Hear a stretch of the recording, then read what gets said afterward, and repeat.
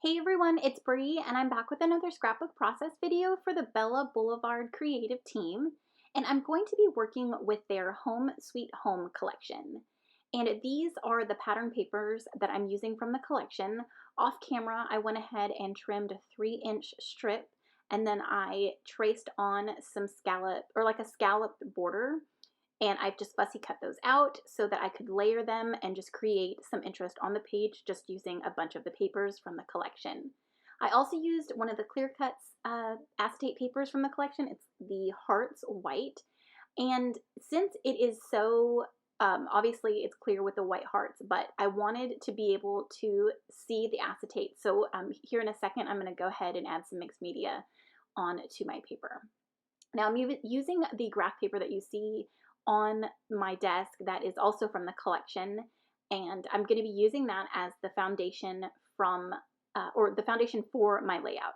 So I'm just kind of getting an idea of where I want all of my scallop borders to be. So I'm going to lay them down, and then I took a piece of white cardstock and I did the same exact thing that I did with the scalloped edges on the other pattern papers, and I cut it out. Now I'm going to use this section of the paper because I want to have its own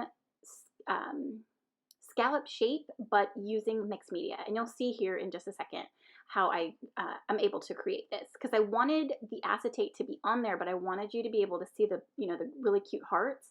So I thought creating a little bit of ink blending underneath it would be super fun and super cute.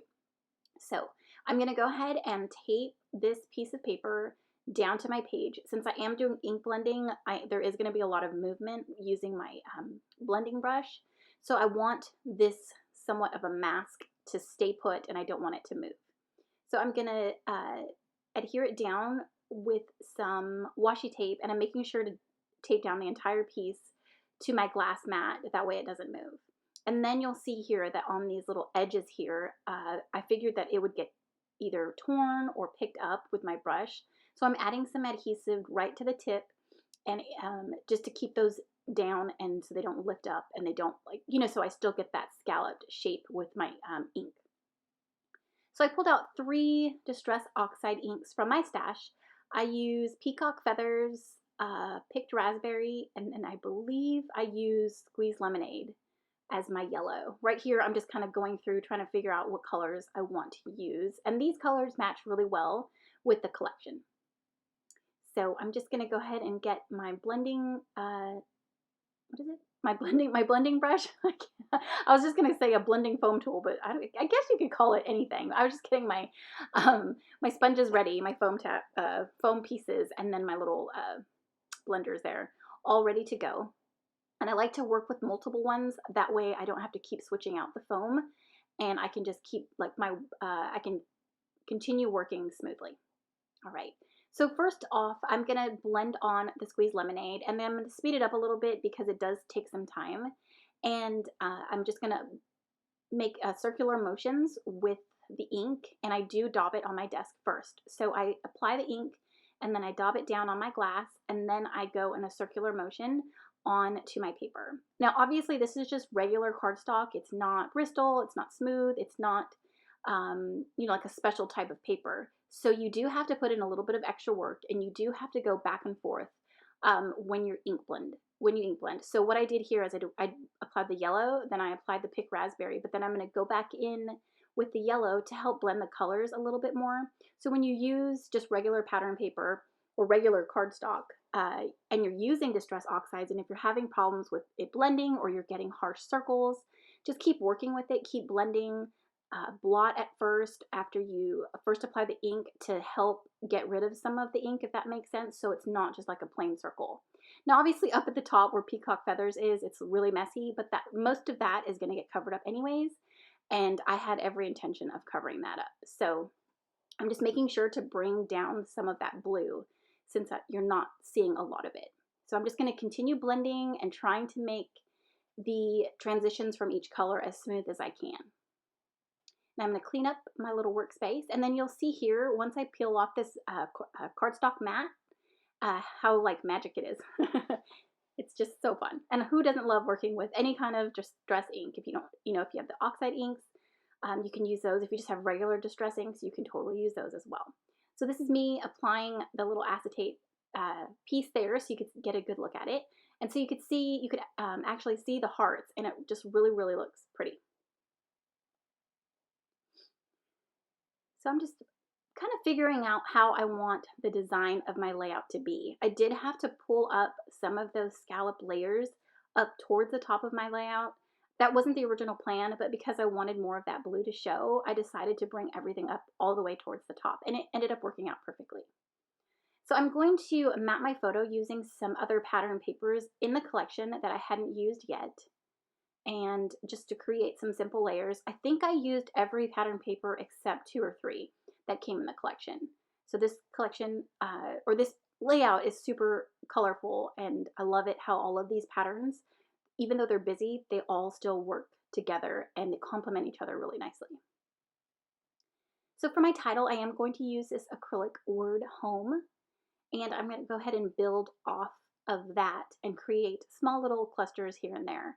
I do try to incorporate a few of these homes, like home pieces. One, I believe, is ephemera, one of the ephemera icons, and one is from the chipboard sticker sheet. But so I'm just going to keep going through the embellishments in the collection to try to figure out how I want to embellish. So now I'm just going through the ephemera pack and seeing what I want to add. And this photo is about, or is of, my son and our other dog, Pippa. And she is half Min Pin, half Chihuahua, and she honestly is the snuggliest dog ever. Like, Luna loves to be snuggled, but kind of on her own terms.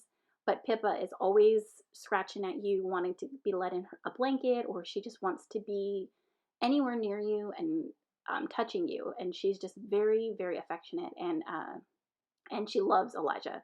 So those two are just so cute together. And the theme this week is for families and time together. So I thought that this sweet picture of the two of them is perfect because he loves his Pippa dog and she loves him just as much. So cute. So I've created 2 little clusters that kind of frame my photo. I added a few ephemera words and put them together. One says cozy up, and then of course the other one says together. And I'm going to go ahead and start adhering everything down because I kind of have an idea of where everything is going to be. Just want to make sure everything's straight. And then I'm going to go ahead and start building my little embellishment clusters here.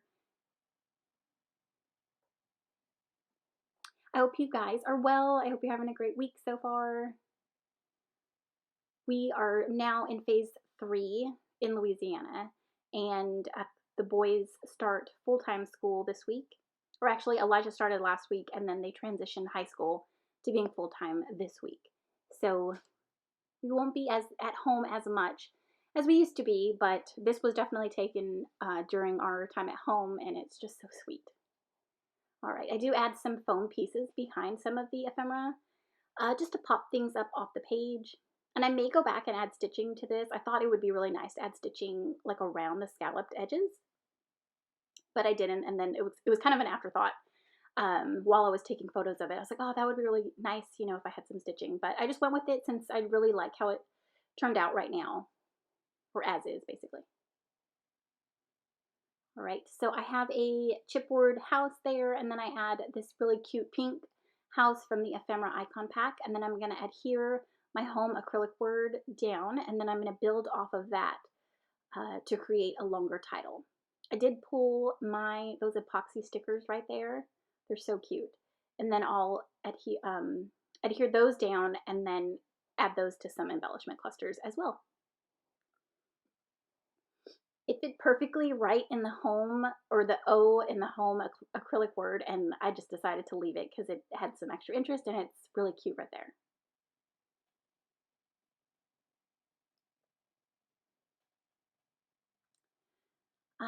I don't know if I end up using that heart that says family. I think I try to. No, I think I do. I think I make it work. I did keep in mind about, that pink flower. I really wanted it to not blend in with the heart paper right underneath it. So I did pop or layer a plant underneath it, and then that blue flower that I have on the left, I made sure that it was adhered down on the pink section. That way you could see it and it popped off more. So of course I'm adding some tangled thread under this enamel flare piece because I love adding tangled thread under like circular pieces like that. And then I do take that hexagon shape and I layer that underneath my little blue flower, and then this is where I add in that pink family heart. I'm going to tuck some thread up at the top left just to mirror what I have going on the right side. So I just tangle it up and then just kind of tuck everything, or all the little thread pieces, underneath the ephemera cluster that I have going on. And then for my title, I'm going to be using the Aria puffy stickers. My title is Home is My Favorite, and it's a mixture of plum, peep, and I believe cotton candy. So I'm going to quickly put down all of the letters and create. Or I think it's, I think I thought about adding just fave, but then I was able to fit favorite. So I just scooched over everything a little bit and then kind of kept it pretty tight so that I could fit favorite and it not go running off the page like, you know, too much. But it works really nicely.